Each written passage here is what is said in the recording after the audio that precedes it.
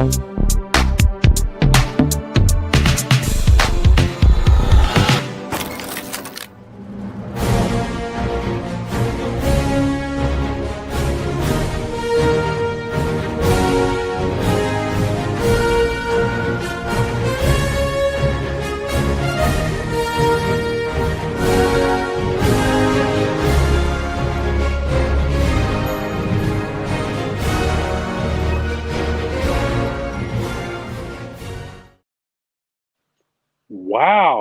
Yeah, I know that was a good one. Wow.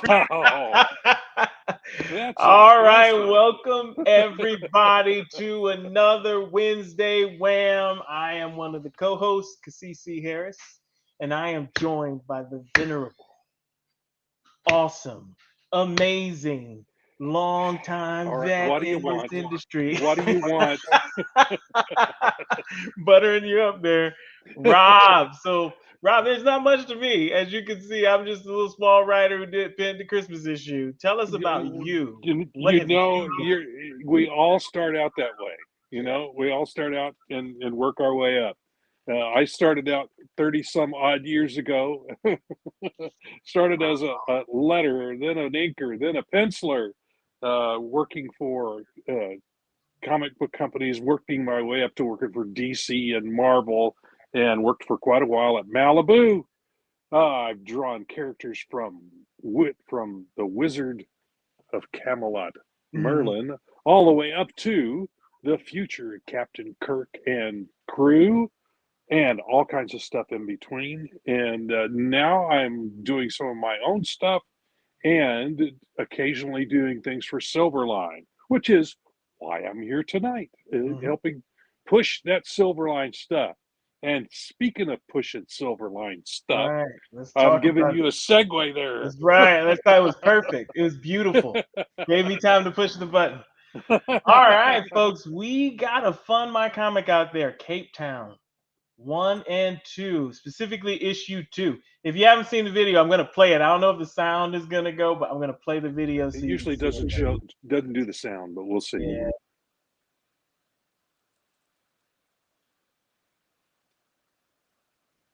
Look at Yeah, I've watched this video. It's pretty good. that. Oh, well. Uh-oh. Uh-oh. Well, you're using up all your bandwidth, probably. That's probably why it's doing that.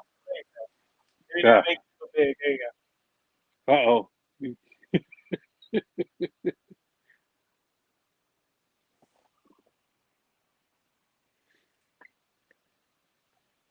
So we've got 47% funded, and we're 13 days to go. Cool. Yeah, 47% funding with 13 days to go. So we need your help. That's you right. folks out there.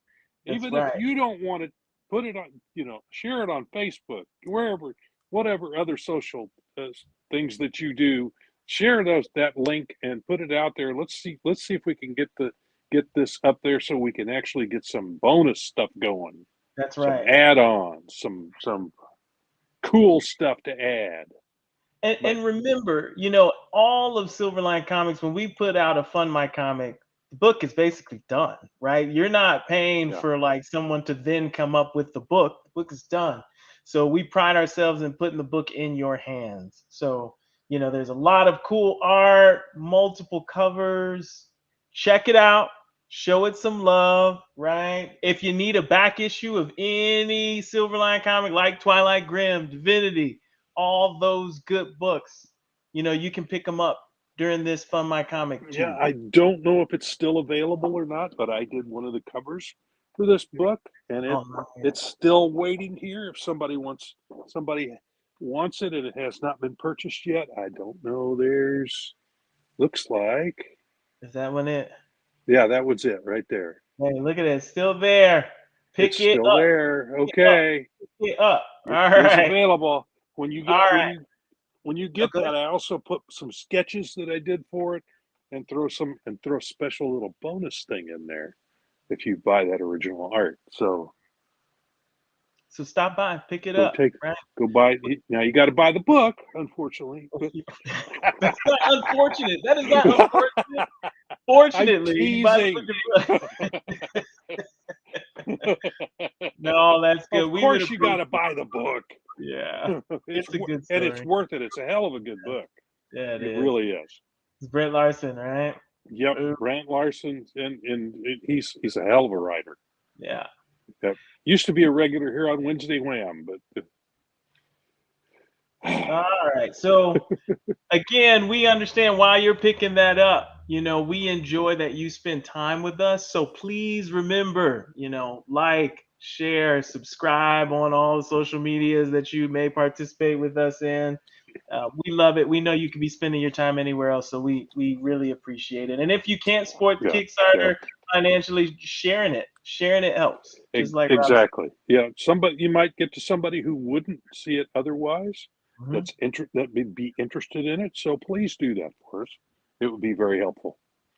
All right. So neither one of us are making any. Well, I might make a tiny little bit of that cover sells, but otherwise we're not making. Actually, right. I don't use that's donated actually, so I don't get anything for that cover. So it's just to help get that book published and get it out there for folks. Yep. So go for it, man. Go for it, man. It's good to keep it going. All right, why are we here tonight? Tonight we're going to talk about colors, specifically colors of villains, right? So we're going to pick Rob's brain, see which big bad he thought was amazing. We're going to say, oh, let's look at those colors to see where they fit. Right? Yeah. Because believe it or not, when you go back, and as I was, preparing for this, it became more and more apparent. There was a method to the madness, right? There was specific color schemes. There was a belief that certain colors brought out certain emotions, and that's true. Like when you paint the walls in your home, you pick certain colors. You pick for your bedroom, you probably pick a light blue or something like that that's very calming and very peaceful. And for your living room, you got that yellow slapped right on that wall, man. It's going to be a bright color. Well, we do at my house. We do. And if you could see behind me, this is my studio I'm in. There's a light blue on the wall, which is blue is my favorite color. And we just found a nice kind of sky light blue to give a calm place for me to do my stuff. Now, of course, I started immediately putting posters and all over it, covering the blue up. So there's only spots that you can see that. But colors are important for emotional. They help you feel certain emotions. They emphasize certain emotions that you have, so that's why colorists pick certain colors to use for bad guys and good guys, and we're talking about the bad guys tonight. Yeah, we'll juxtapose it to the good guys just so you can see the difference, but we'll talk about the good guys on another show. Yeah. So if we look, we're gonna kind of go through the ages. So let's talk about the golden age of comics, right? And what those color schemes look like. As you can see, from the heroes, you got your bright reds, your sky blues, your yellows, your whites, royal the primary blue. colors. The primary colors. Sunset orange. Now for the villains specifically, we got look at the descriptions. I love it. Toxic green. Oh, look at that guy. Royal purple. Right. Welcome, John. Everybody, welcome, John. Hey, everyone. He made it. He dragged himself in here. He's not been feeling well, so we will. If he droops during we'll. Yeah. In the immortal words of Kesha, the party don't start till I walk in. There you go. And we are talking about villains. No, I'm just joking. All right, so just to catch everybody up, we're talking about villains, their colors throughout the years, throughout each kind of comic book age, what it means, how we relate to them, and then we got something at the end. I'm gonna bring something back to us, and then we're gonna make some decisions. Okay, so we just went over the hero. Okay, I got your hint now. Okay, I know what you're talking about. So you know, we just kind of, John, we just kind of briefly went over the heroes' colors. We can kind of see them. We can see those in a whole bunch of heroes that we remember, right? The bright reds, sky blues, that orange, the primary colors. Your Supermans, your Flashes, yeah. Captain America. Yep, Totes, got it. Yep. So now we're focusing in on that bottom row, that toxic green. Now already in the first two colors, you see the Joker. Like I don't know, you know how many villains that are more iconic than the Joker. There are probably some out there that are very iconic, but man, when you think of the combination of toxic green and royal purple, right? You see him and the orange, definitely the orange, yeah. That crimson red, jet black, sickly yellow. That's how it's described, as sickly yellow. That sounds like a bad 80s pop band. Right. You know what? They probably would have produced some really good music too. Well, there was a Sickly Red, and the sister was Sickly Yellow, I think. Yeah. So Henry said, in the early days of Marvel, tons of characters were colored green and purple: Goblin, Lizard, Hulk, Wrecker, Kang, Molecule Man, Mysterio, which I love. Mysterio's Annihilus. Yeah, Annihilus, Mandarin. Yeah. And if you think about it, though, and like, you know, not to cut you off, how many of them actually like even used it as part of the moniker? I mean, because you had the Green Goblin. I had something more than Green Goblin, and yeah, this is what happens when my head's a little cloudy. Black Adam. Yes. Literally the Purple Man, Alpha Flight. Yeah. Exactly. Yep. Yeah. Wet Tornado, Wet Crimson. Yeah. Okay. So let's look at some of the golden era villains. And I love this second one. People don't talk about Mr. Mxyzptlk. We talked about him the other week, or was that Sunday? Mxyzptlk. I don't know what it is about the imp. I just kind of love that character. And it, you know, compared to, I've always had images of, you know, the later ages of him. So to see the golden age of him, I never would have actually expected him to look like that, but I still love it. Even the penguin. I know this isn't a clear picture of the penguin, but even the penguin followed that color scheme, which is really weird because I don't imagine the penguin in that way. Yeah. And I've never seen that image of the penguin before, but I've noticed how he's leaning forward, literally like how a penguin walks. I mean that's so cool to be depicted that way. Yeah, and the Riddler. I mean, obviously the Riddler. Right? Yeah. The Riddler. Yeah. The Mad Hatter. That's another one I didn't consider. But again, when you look at the golden age of comics, you can see how all those colors pop out. Now that was probably, you know, it had a lot to do with the ink as well, right? And how it would print out, as well as, you know, focusing in on those kind of, I don't want to say toxic, but kind of negative secondary kind of colors. We didn't have Pantone calibration back then. So limited palettes. Yeah. So I mean, they had 64 colors. I think is how many they had to work with. 64. So, that sounds like a lot, but when you're doing scanned artwork, it's millions now of colors, different gradations of colors that you can use in modern comics. But back then, it's somewhere like 32 to 64. I mean, it is either one or the other of those. So you had a very in comparison, it's very limited.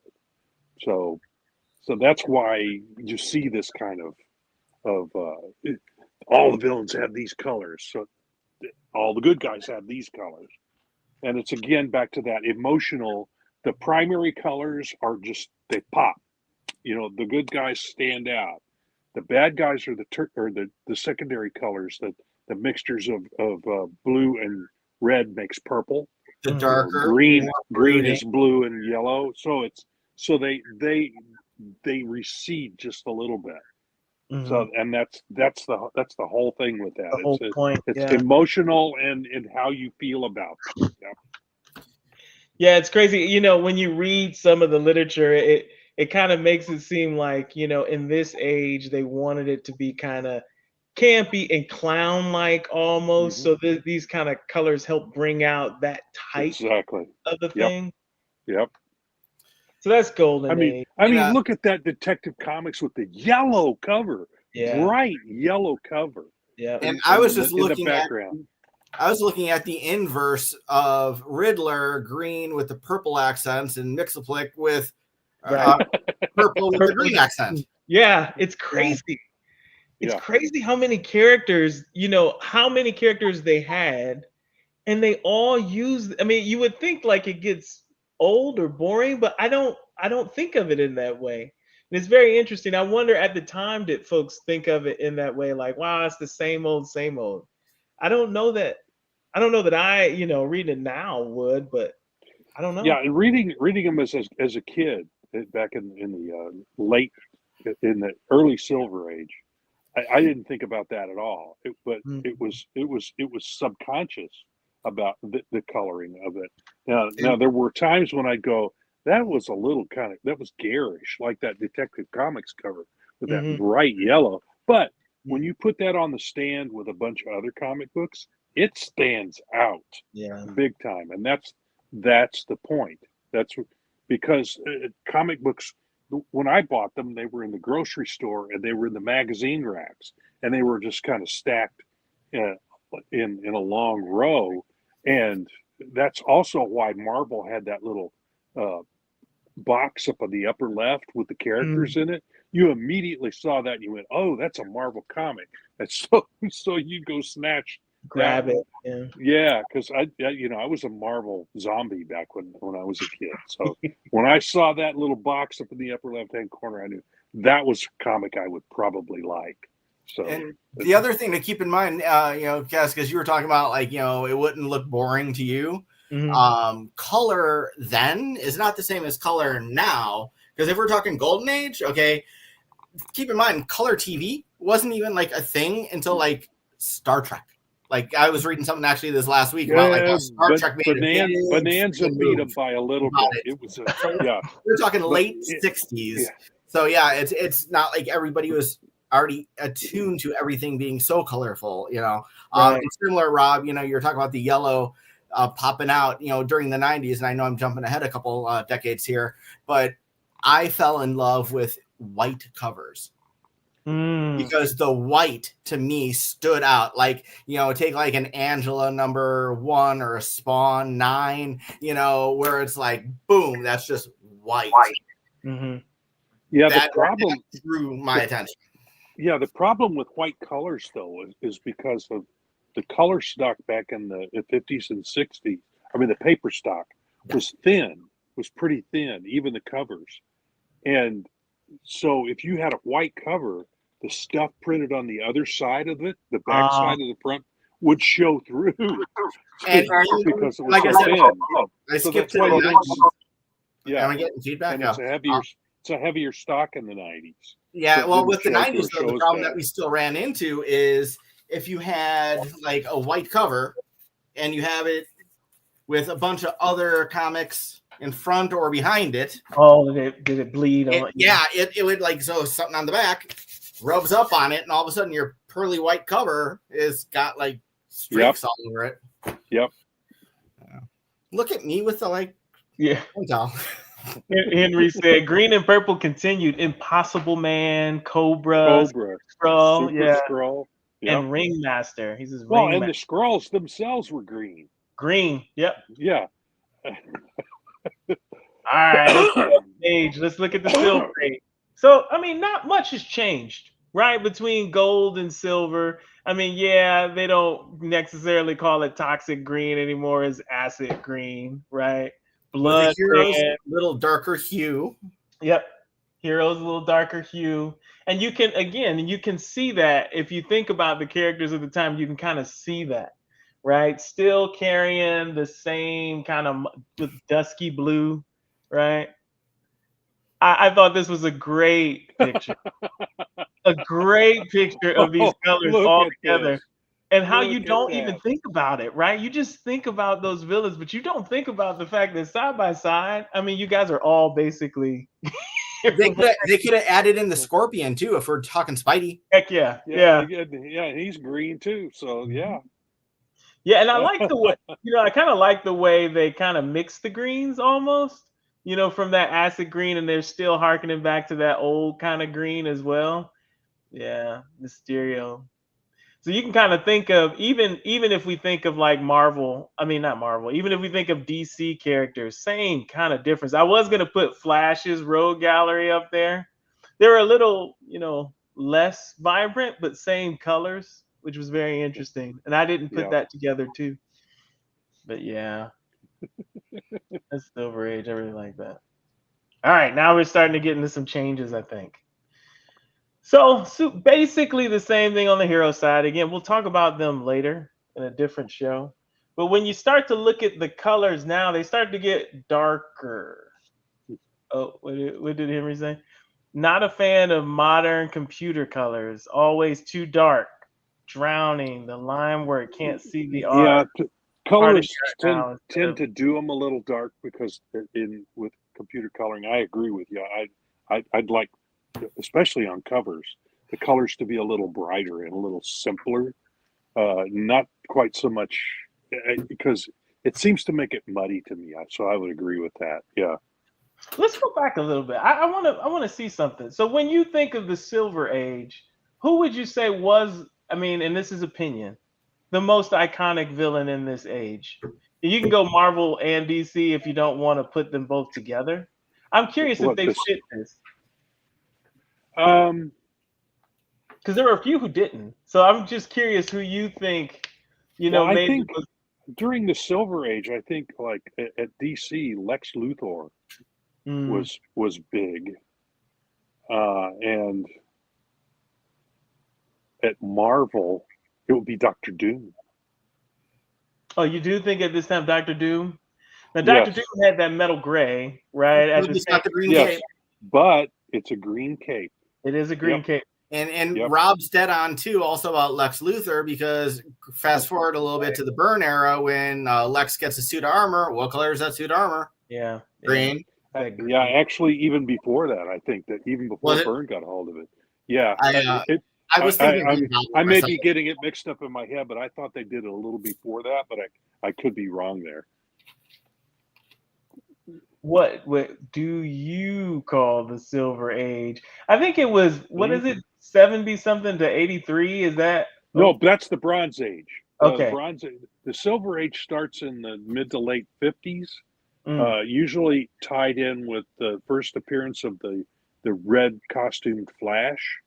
Showcase and number then 4. And then the Green Lantern and in his new incarnation, and that's when the Silver Age started. Marvel fans would probably peg it with the appearance of the Fantastic Four, and maybe before that, trying to think who came first. Before that, but anyway, that's when right around that period.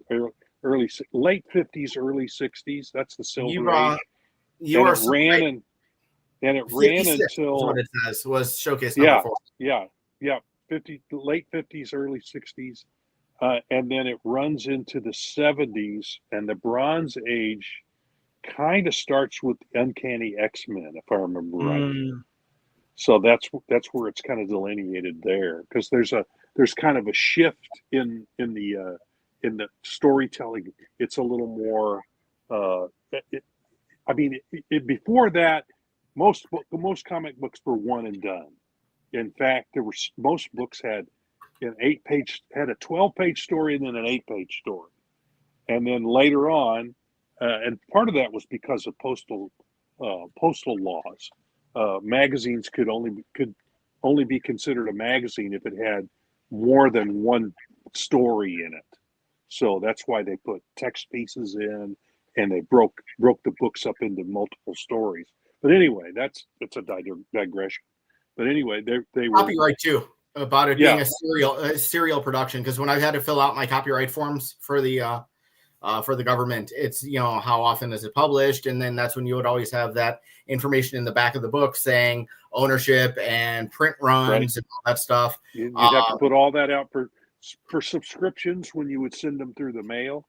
Yeah, they would get a lower postal rate if they came under the category of magazine, and if it only had one story in it, that's more like a book than a magazine. But anyway, I don't even know where I was going with that. Oh, because in the Bronze Age, we went from those one and done, and it had one story in an issue, to at least two-parters toward the end of the Silver Age, and then you had essentially soap opera stuff.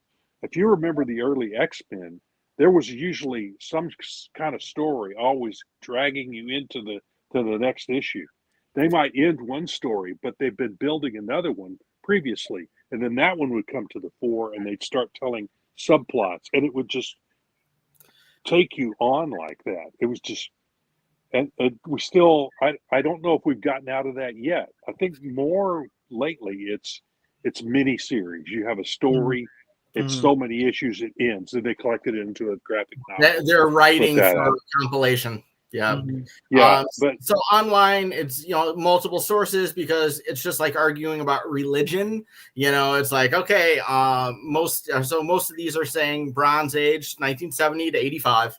And then the thing that I've heard is that one of the distinguishing features of the Bronze Age is that's when the fans from the Golden and Silver Age started to become the ones working on the books. Yep. Oh, yeah, that makes sense too.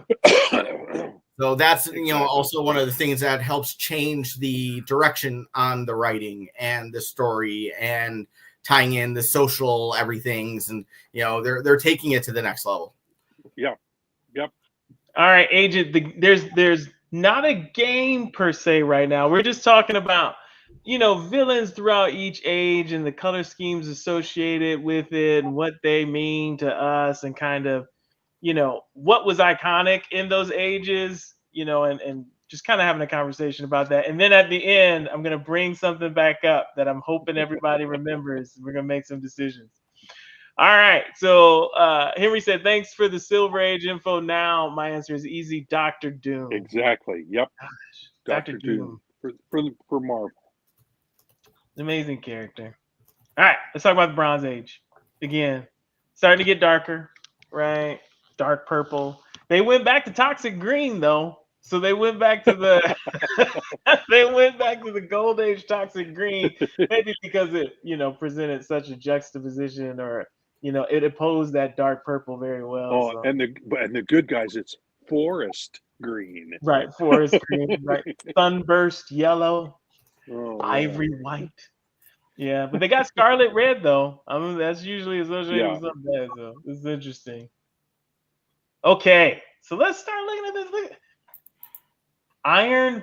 Did you know the original Saber? I won't say the original. Did you know that Sabretooth had this kind of orangish color in the very beginning? This brown, really? Mm-hmm. Yep. I always remember him as a brown, but I remember him much later than this. So Dark Side, obviously. Purple. I don't even know who Blockbuster is, but apparently Blockbuster was a villain to Batman. Like in this gallery, I think and then there's so here's Thanos and here's Darkseid, I believe. Which and people, which came first? Darkseid, right? Thanos was always kind of looked at as a knockoff of Darkseid. He's not. He's a different type of character altogether. But as far as visually, they're very similar. Right. I did love Darkseid though. I don't know what it is about Darkseid by comparison. There's Kirby was so great at creating villains. Dr. Doom, Darkseid, just the Red Skull. Just some incredible stuff that he came up with. So And so when you think of this era, okay, so we're in Bronze now. Who do you think is the most iconic villain? Well, if Darkseid's in there, do you think Darkseid was iconic though? Yes, I do, but I may be completely wrong there. But I think Dr. Doom still kind of holds over here too. I mean, true. But I mean, I don't know. In this era, do you think Dr. Doom was the big baddie that everybody? I don't know. Yeah. Oh, Henry says, I forgot about Drax the Destroyer, another green. Yep. Another green and purple. Yep. Thanos. Okay, so you think Thanos was the big baddie of this era? Well, Yeah, he I don't know. was at Marvel toward the end of the Bronze Age, because that's when the cosmic stuff started coming out. When did But that's, Apocalypse? Is Apocalypse in the? Did he? No. That was No, late that's 80s, because later. that was X Factor That's number 80s. 5. That's Okay, 80s. so he's That's later. 80s, yeah. Okay. Yeah, that's, I bought that on the mid to spinner late rack 80s. up in Hayward, Wisconsin on a family vacation. Oh my gosh. Oh, Why yeah. do you remember that? Yeah, I have no idea what's up here. I don't know why I walk into a room anymore. But But we didn't name. Oh, go ahead. No, I mean, I have memories like that too. I can remember when I bought when we were on family vacation, and I bought an issue of Thor, and it was when the Grey Gargoyle first appeared, and leading into that, okay, here's a great bad guy. Now I can't remember what color cape he had. He wore a cape. I bet it was either purple or green. I think it was purple. So, but it's Magneto. Magneto has to be back then, right? Well, yes. I think you may be right, because that's when the X-Men came to prominence, and he was the big baddie for the X-Men was Magneto. So you may be right there. Well, he was. Yeah, go ahead. No, that would have been more Silver, though. Well, but the Bronze Age, like I said, started with kind of uncanny X-Men, giant-sized X-Men, and it kind of started then. Yeah. So that's my delineation of when the Bronze Age started, was when X-Men came along. Like I said and the storytelling style was, the writing was more soap opera-ish, in that you had a main plot and a subplot, and you'd resolve the main plot, and then the subplot would come, and you'd start another subplot. So there was the constant going of that kept you coming back every month for the next issue. It's so weird, but we didn't name Dr. Octopus. We don't think that those were like the big baddies in those areas, no? No, because you can also put in the Green Goblin, because he was the big villain for Spider-Man, and that's when he killed Gwen. Right, and he kind of came to prominence then. But yeah, I think Dr. Doom kind of lowered down a little bit toward the end of the Bronze Age. Thanos was coming into that role. So, and Doom actually even left for a while during this period, because he was taken over by Kristoff, the little kid. Yep. So I started dating. I started collecting. It's like I've been dating comics. It's soap opera, man. You were dating soap opera. Yeah. I started collecting seriously in junior high. So I graduated junior high in '87. So I came in right at the end. Yeah, that was your personal golden age. Yeah. Yes. So I'm trying to think of what was carrying over. So that's how I remember the Kristoff thing. I was like, oh yeah, from something I read a little bit before that. Henry says Galactus and Ultron. Even though people will say anti-hero Punisher, I think Punisher would definitely have more. I'd say if you put pictures of these folks up, to the average person today, plus the Punisher is going to get more recognized than anybody else. Yeah. But as a villain, though, specifically as a villain. Yeah. Well, back then he was written more that way, but no, he was never a straight out villain. Correct. Well, he's kind of like the Hulk. The Hulk was an anti-hero back in the day too. Especially after his book got canceled. I think it ran through. Yeah, and then he started showing up. He was the crossover character in all the other Marvel books of the period. So it's crazy for Kevin Bacon of the Marvel Universe. Kevin Bacon. Yes. Well, and it's crazy because the Hulk has villain colors. Yes. He is completely. He is completely like. Well, because he was treated like a villain after his book got canceled. He was treated as a villain. He would an anti-villain. Like an anti-hero. He was an anti-villain. I just coined a new phrase, I hope. But yeah, he was. But he showed up in different books. He showed up in the Avengers for two or three issues, and then he was on and then he showed up in the Fantastic Four. I'm trying to remember if he showed up in Spider-Man or not. I don't remember him being in Spider-Man or in Captain America or Iron Man either. But he would show up in other books like that until he came back and had his own book again. But that's an interesting. Go ahead. Yeah, go ahead. No, you were going to talk. Go. I was going to talk about, but that's why I think he acquired the villain colors of green and purple, because his pants were always purple. Yeah, and so I think that's why he acquired that. Can you think of? I'm curious. That's an interesting question. Can you think of other superheroes that fell into the villain color schemes in these eras? Green Lantern. Green Lantern. Well, I mean, I don't. Would you say green and black? That's green and black. But I mean, emerald green though, right? Not the. Yeah, but it's still a green. It's still true. A green. And remember, you had the Emerald Dawn miniseries. Granted, that was the 90s, but still, the Emerald Dawn miniseries was a thing. It's right in the name. I mean, I guess Daredevil fits in the with the yellow and the brown. Well, his first costume. Right. His first costume was yellow and brown. There it is. Yeah. Mm-hmm. Wow, that's interesting. Well, Batman. Well, blue and yellow, I guess. Yeah, especially when in the Silver Age, when they put the yellow circle around the bat on his chest, that brought him more into the superhero color realm. And they made the gray more bluish on the center part of his costume. Diablo. Yeah, here's the Fantastic Four, green and purple.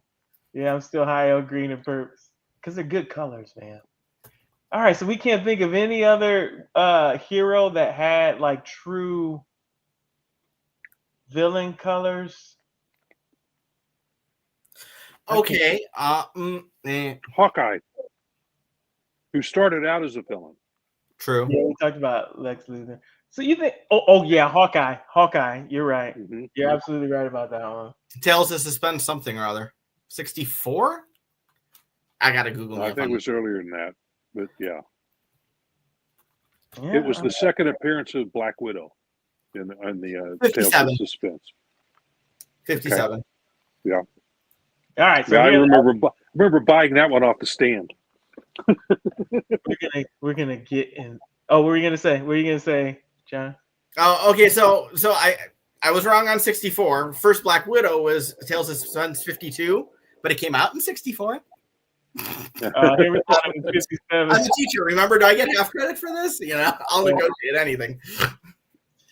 All right, we're gonna talk about modern era. Now, when I look this up, well, first let's talk about the colors, because now we can see. What happened. Like we fell off the rails somehow. We went from like reds and blues and oranges for a hero to just like gray, gunmetal gray, and silver. And olive green, charcoal black, like deep crimson, navy blue. We still kind of kept villains kind of reserved some of the same colors, right? Instead of toxic green, it's toxic neon green, which I don't know what this is. Still got that dark purple, shadow black, right? Ash gray. And when you read about it, it says that, in this era, in the past, you wanted to make this clear difference, right? These are villains. Like they are in a different kind of era or a different kind of mythos or mindset as the hero. But in this modern era, it's almost like we are brothers and sisters. We just chose a different path. And so a lot of the color schemes are trying to say, this could have been you, right? We just kind of chose a different path, right? It's like went on a slightly different road, but we're of the same cut cloth. So it's just interesting how it's kind of depicted in the modern era. And I think a lot of that has to do with as the comics, quote unquote, have grown up, whether or not, they've really grown up or just kind of backslid.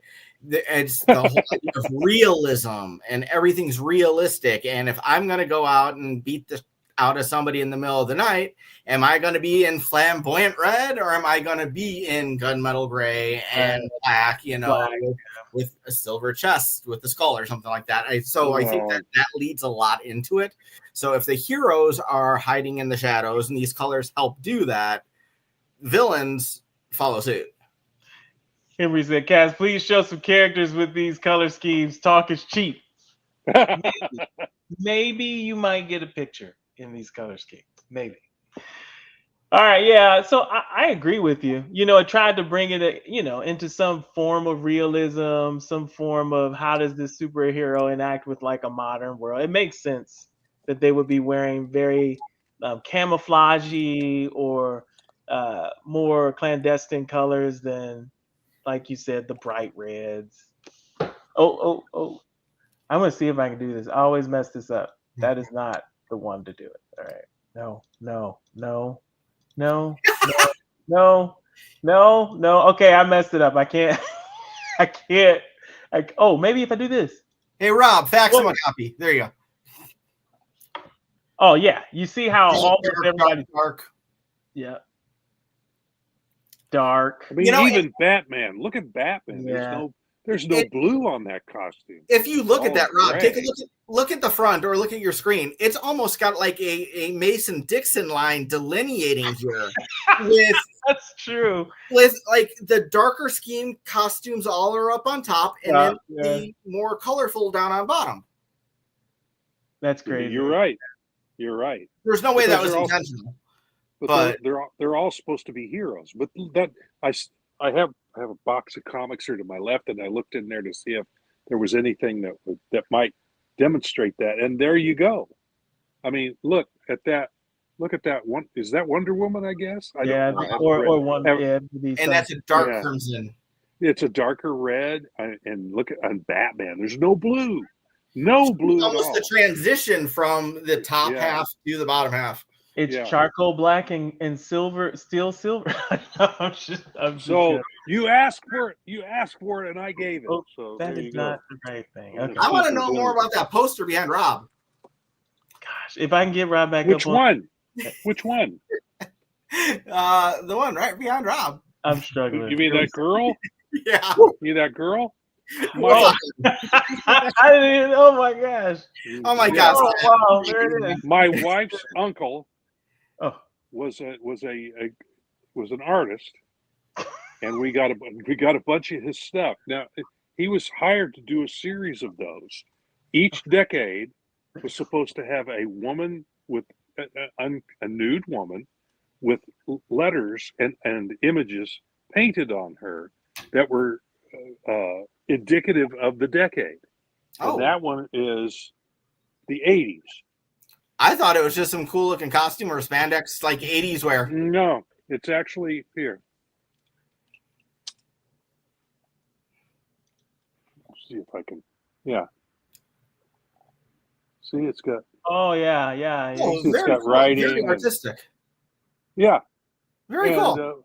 When he passed away, his wife was cleaning out his studio and gave us carte blanche to take anything we wanted out of there, and that was one of the items that was in there. He had a bunch of art supplies that we ended up with that I'm still using some of it today. So carrying on the legacy, nice memories. That's awesome. Mm-hmm. Yeah. I love it. But yeah, that's what that is. That's cool. A concern in that cover. Yeah. Here might be the smallest Batman cape ever. Yeah, you're right. Let me see. Hey, it's functional. It's functional. He didn't want to get caught. Caught in something. Well, there's the Incredibles. No capes. Yeah. No capes. Edna Mote. Yes. Yeah. All right. So just in review, just looking at all the evolution of color, throughout the different ages, you can see like heroes on the left, kind of bright until modern age, they got dark. You can see red kind of followed them throughout. Red became orange, kind of orangish when it became scarlet red. But then you can see on the villain side, man, there's quite the transition. We still kept the pukey green, or I guess toxic. Yeah. But all right. Boom. Yeah, of course we do. Of course we do. All right. So if you looked at this picture, now I label which one is the villain. But if you looked at this picture, would you be able to tell who's the villain? If you had no idea, cover up the top. Cover up the top. Yeah. Oh, I can't now. People no. But I'm just saying. But yeah, if anybody watching, anybody watching, just put your hand over the top of it, and then look at him and go, "Is that a villain or a hero?" And you go, "I can't tell." Right? Could you? I mean, I don't. Apollo almost looks villain-esque because he's kind of looking holier than thou. Apollo? Yeah, the crossed arms. That's what we villains do. Kaizen next to him, though, the difference between the two, even though they both have crossed arms, one is making eye contact, Apollo. Mm-hmm. The other one's looking down, the villain, which could differentiate the two. Yeah, the only one who has typical hero colors is the one, the Rexplode. Really? Because when I look at these pictures, he's close. I think he's. If I didn't look at if I didn't know, right, and I didn't know who they were, I would say he has the most villain-esque presentation to me. It looks like the way he's standing and what he's doing, yes. But the color scheme is what I'm talking about. It's the most heroic because it's a yellowish. It's kind of it's a toxic yellow. It's got a little bit of green in it, but the orange or red, that's close to hero colors. Mm-hmm. But then the guy Kaizen Gamora. Yeah, those are hero colors. That's right. Red and blue. Now his skin's orange, but that's hero colors. But the way, the shading and the stance gives him away as a villain. So, right. Yeah, it's so true. Yeah, Henry said Cash True. I would have said hero, villain. I know it's confusing, and no one picked Abe. Have you noticed that no one picked Abe? So the most foreign from the actual human presentation, we didn't pick as the villain, which is not if I were to think of the past, I would have picked the most not human thing, like a shark man or like rhino. Like the thing that presents like not human is typically what you pick. But when you look at these color schemes, he doesn't stand out as like that's the villain, even with that's modern comics for you. Yeah, really. I mean, because we're a lot more accepting of a hero being like that. I mean, if you recall, probably the most alien was Manhunter. Yeah, Martian from DC, but he always was shown as humanoid. He would take on a humanoid form, but later on he did that less and less and less, and now he's most of the time he looks very alien. So, yeah, I think that's that we comic book readers are a little more accepting of that as a possibility for a hero. That's a good thing, I think. I think so too. Now let's take a trip down memory lane. You may remember we had a show. Yes. Yeah. And in that show, we picked a story. I'm not gonna let that story die, folks. Wait, it's been a while. It could be both hero, villain. Either way, the design would work. I agree with you. That's why I saw him. Yep. He could have been. Why not both? Yeah, and probably is both. Modern days, you probably are both, right? You probably bounce between the two depending on what you support. So we had a town above the earth. It's not a town. I should just say that it's a territory, right? Scrap Halo, right? Basically a ghetto above the earth, kinda technologically advanced, but people just surviving, trying to live life. We chose a villain. Now I changed that villain's name, and we can get into that in later episodes. But we had this rogue AI who wanted to destroy the chaotic biological, kind of entities in the universe, specifically humans, right? Or, I evolved the story to humans that didn't, to what they want. So the algorithm of salvation through annihilation. So what we're gonna do is pick the colors of this villain. I'm gonna show you what the artist came up with, just one artist kind of rendition of what he thought she would look like, and we're gonna pick the colors, and then I'm gonna have her color. And then we're gonna see the evolution of these heroes. We're gonna do the same thing when we get to the hero part, right? And we're gonna over time build this story that we all kind of pick together. So, artist, I gave him the description. He kind of started trying to pin together how this AI would kind of present itself in holographic form to humans, right? So he came out with some positions, working through it, kind of worked together. So he kind of landed on these two kind of, depictions of her, rough, very rough, of what she would look like, what her body type would be. And it's kind of hard to see, right? This is what he came up with. Now, around her is a halo of code, actually. And her belt is made of code. And in her hand, she has like a holograph of infinity in one side. And then I think it's a U on the other side. How would you color this villain? Remember, it's a holograph. This is how AI is presenting itself to mankind in a form that is kind of inviting, almost cult-like in the following of her. What color would you say her cape, her body, the halo of code behind her head, good. The symbols in her hand, would they be different colors? What would we say? Rob, you're up. Well, I would say that the code around her head would probably be green or a yellow, and possibly also the holograms in her hands, although those should probably be kind of a bluish gray, maybe, as holograms. Now, as for the, yeah. So you think, okay, go ahead. Yeah, because early, and the reason I say this is because of the history I know about how computer monitors worked.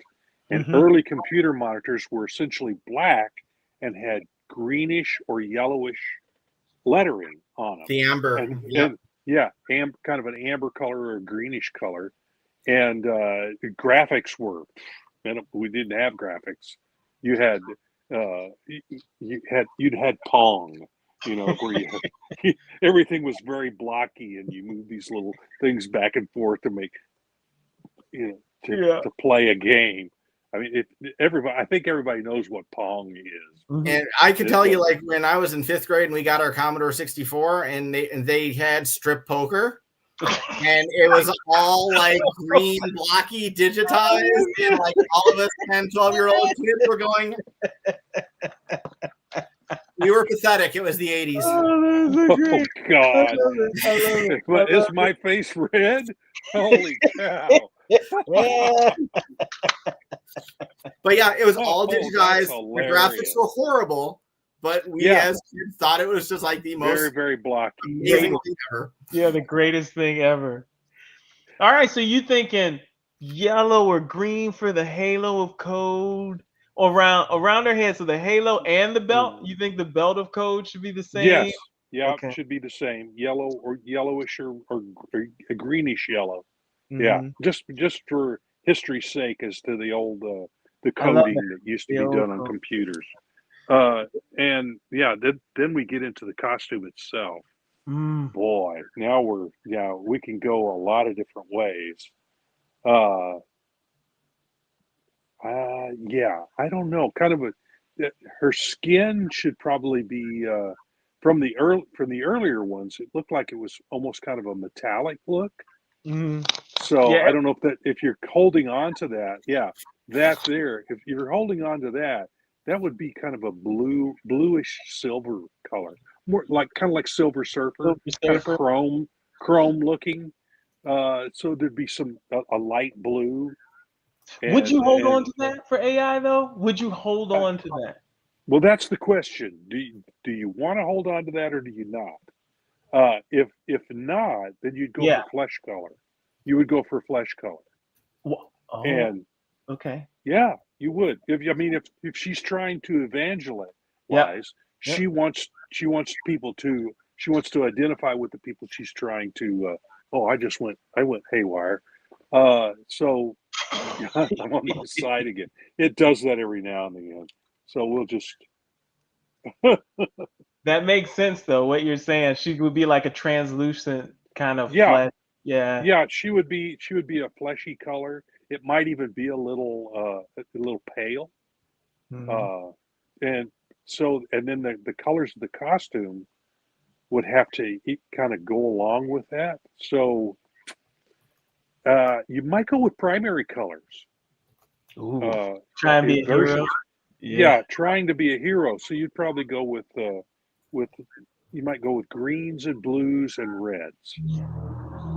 And that especially the green and the blue would contrast with even the red would contrast with the yellow from the letters. So from the code. So that's what I would say. That's what I would try and throw up there. And I may be completely wrong in my estimation, but that's what I do. All right. Hey, if you're watching, feel free to chime in too, Henry. Mm-hmm. What do you think the colors should be? John, what do you got? What do you think? All right. So, I like how Rob had said, a lot of hologrammy things are blue. But I want to shy away from that. I want neon purple. Ooh. Nice reflective neon purple for the halo and for the hands. So I'm with you. My two favorite colors are neon blue and neon pink. I mean, it's the arcade kid in me, I guess, right? Mm-hmm. And so kind of like that neon-y purple, halo, and then I want that face to be a silver metallic because the friggin' reflections you can get off of that. Yeah. Colors you can get off of that, reflecting probably most purple. Because if that's what those are, the belt, because it seems to have the same light up effect. I'd stick with white hair too. We didn't talk about the hair, purple, but I'd stick with white for that. Oh, the hair is code too, by the way. Yeah. Is it? Ooh. Oh, okay. Yeah. Okay. So I'd go with the same color as the other code then. I definitely wouldn't want the hair to be purple because then it would blend. I like the idea of the white hair, Rob. I really, really do. Yeah. My concern on that one, though, would be the differentiation between the hair being white and the face being silver. Is there going to be enough of a contrast? So if you use blue to highlight the silver and leave it completely out of the hair, I think it'll work. I think. The blue and kind of and a gray to give it the silvery look. I think you'd be able in the face or in the hair. No, in the face. Because I want the hair to be pure silver, almost like a Norin Rad type thing, or like Madame Mask has hers being gold. Because I want that purple hue back off of the face. Okay. So maybe even if something with the hair could be done. Hair black with digital dots representing code dot matrix throughout it. Mm-hmm. That could be pretty wicked. Yeah, I love it. What do you think about the clothes? Okay, so the clothes, I'm liking how he kind of has the two-tone, and I was grabbing my mouse as to point it out, like the two triangular parts on the shoulder. I like that. I would leave that white. Because if we're going to do black hair with some purple, within it, we've got the purple hands, we've got the silver face and body, meaning the neck area that we see, that's all silver. I would be fine leaving that white. And then dropping down off of in the rest of the cape, that's going to be a problem now because I don't want purple and green.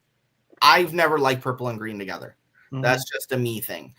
She's kind of translucent. I just noticed that. Yeah, she's a hollow. Yeah. She's kind of translucent. Okay, but you still got to have the colors. Yeah, so purple and green has kind of been overdone for me. But we can't really pair a purple with a blue or a red so well. Orange. I don't really want to go orange either. Give me a second. Let me pull up some colors. Yeah, so while you're looking at that, Henry said, all I can say is if you asked me to color it, I would use blues and greens, cold tones to depict an ethereal energy, but that's just me. That's a good choice. Those are good choices. Try to the base colors on what the character. Try to base the colors on what the characters is. It's AI. I'm gonna say presenting itself as like a hologram or using lights to kind of present itself in a like personify itself to followers. Because remember, she's using kind of the system and humans to kind of kill us. Okay, I'm gonna go since she's got the red hair, or since she's got the black hair with some of the purple code throughout. Mm-hmm. If we leave the part up here white, on the shoulders, like a fuchsia for the cape. With fuchsia, okay. So like a darker fuchsia, like kind of like in the red violet realm. Also one of my favorite colors. That's good.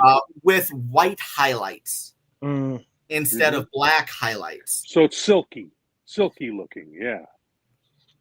I think that would look good. Oof. I'm gonna when I have these versions of her color, we're gonna see how that all flows together. It's gonna be interesting. What do you think about the skirt? I was wondering if there's a separation between the skirt and the cape. It is. Those are two separate things. Yeah. And, if that is going to be the case, okay, so the cape, we're gonna do fuchsia. Yeah. From the head up. Shit. Okay. Sorry. I wasn't supposed to say that. Because if we're doing the hair, because I was like, Captain America would say, language. And he also did say that he has America's ass. So, he had that one in there too. It's true. Hypocrite. I was thinking like if we did the fuchsia cape and if we did this part black and then the skirt black. Yeah. That would be pretty damn cool. But then that would require us to change the color of the hair. Not really, because the code in it, the purple. The purple highlights will work. Yeah, you'd have to emphasize them a little more, but that would still work. Yeah, no, you're good. Okay. No, I like it. Yeah, that works too. Tommy said purple and greens look great together. What does Tommy know? He's been making comics for like 30 years. They're complementary. He said, any colors are possible. That's what Henry said. Cass, what colors? Come on, pick. Okay, so Henry, it's a surprise. We got input. Maybe you might see multiple versions of it, and we can pick the best one. We'll see. You know what I could see happening, Cass? I could see you like having your artist bring back a couple different iterations. That's what, and then we go, well, I like this and like this. I could see us doing an amalgam. Yeah. Oh, yeah, that's true. That's true. probably what'll happen. Yeah. That's usually how that. When you get committees working on stuff, that's how things happen. The greatest part about this character is it's AI presenting itself. So maybe she presents herself in one color scheme or another color scheme at different times. So one way to the heroes, one way to the villains. Yeah.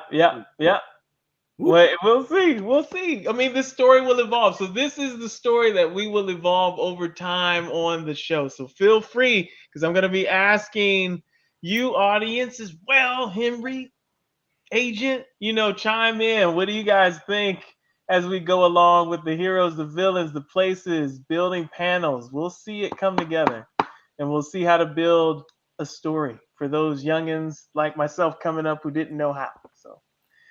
All right. Well, and the thing is, the new age, you used to follow rules. Now you can break them with abandon. I mean, because comic books, because comic book printing is millions of colors now. So you used to have a limit of, like I said, I think it's 64 at one point, and it doubled at another point. And then when computers came in, it just multiplied in the thousands.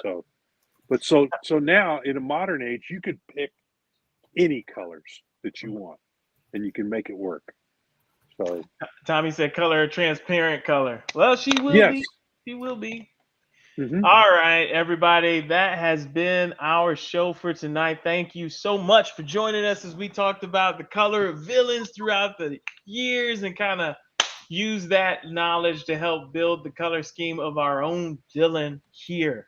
And again, tune in as we evolve these characters over time into a book. So that's the greatest part. That'll be free. It'll just be like a book that we all came up with together. And I would like your input in that. I thought you were going to reveal the colors used. Oh no, we're building that, Henry. Yeah, we're building that together. So your input is in there too. So we will see how she comes together over time. We'll do the hero, we'll do the sidekick, we'll do all the stuff together. All right. The reveal is this character and how she is. That was the reveal he's giving away. It wasn't the colors. He's wanting us to come up with the colors. So your help was invaluable. Yeah. All right. So remember, there's Fund My Comic out there. Please support Cape Town. I will try and put the link in. If you can't join or you already have, please go ahead and share it. Elsewhere, like and subscribe down below if you're on YouTube, and elsewhere if you're on other things. Who was the closest Rob, John, Cass, Henry? I mean, you guys all put in. It's not even the closest. You guys all put in input. We're gonna see multiple. The artist will now take our input and see what he can do with it. Yeah, that's right. And we may have, like you said, we may have different versions of it, which would then we can. You know what you see in here doesn't always translate well to the actual thing. So we're going to see if any of that works here. Be interesting to see how it comes out. 2 more things. Again, we appreciate if you spend time with us at all. Right, we love it for you to even spend 1 second with us. Please like, subscribe, share. We would love it. We would appreciate it very much. Put the Fund My Comic in the chat, and there is one thing that we love to say at the end of every show, ladies and gentlemen, and that is make mine Silverline. Hi, y'all. All right. Hi, I'm Dave Dorman. Make mine Silverline.